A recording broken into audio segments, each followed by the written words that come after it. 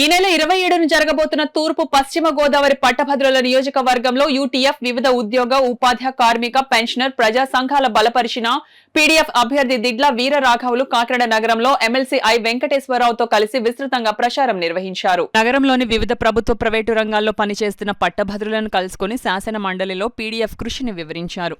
అధికార ప్రతిపక్షాల వైపు కాకుండా పీడీఎఫ్ నిరంతరం ప్రజాపక్షం నిలబడుతుందన్నారు. ముఖ్యంగా నిరుద్యోగ పట్టభద్రుల దిడ్ల వీరరాఘవరావుకు మొదటి ప్రాధాన్యత ఓటు వేసి గెలిపించాలని ఎమ్మెల్సీ ఐ వెంకటేశ్వరరావు గెలిపించాలని విజ్ఞప్తి చేశారు. ఈ ప్రచారంలో ప్రజా సంఘాల నాయకులు Palivela Veerababu, K Satyaraju, మలక Venkataramana, Bujja Ashok, why Nageswararao, Borra Satyanarayana తదితరులు పాల్గొన్నారు.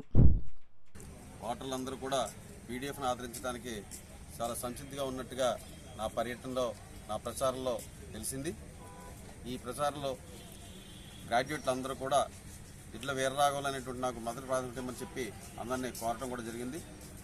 ఈ సందర్భంగా జరుగుతున్నటువంటి ఎన్నికల్లో ఇది గ్రాడ్యుయేట్ ఎన్నిక కాబట్టి పట్టభద్రులందరూ కూడా మేధావర్గమైనటువంటి పట్టభద్రుల్ని అక్కడ పంపించాలని నిశ్చయానికి ఉన్నామని చెప్పేటువంటిది గ్రాడ్యుయేట్లందరూ కూడా వారి యొక్క అభిప్రాయాన్ని కూడా తెలియజేశారు. ప్రచారం చాలా విస్తృతంగా బ్రహ్మాండంగా సాగిందని చెప్పి నేను అభిప్రాయపడుతూ ఉన్నాను. అదే సందర్భంలో శాసన మండలిలో పీడీఎఫ్ సుమారు 18 సంవత్సరాలుగా చేస్తున్నటువంటి కృషి ప్రజలందరూ గుర్తించారు. ముఖ్యంగా గ్రాడ్యుయేట్ల ఉపాధ్యాయులు అందరూ గుర్తించారు.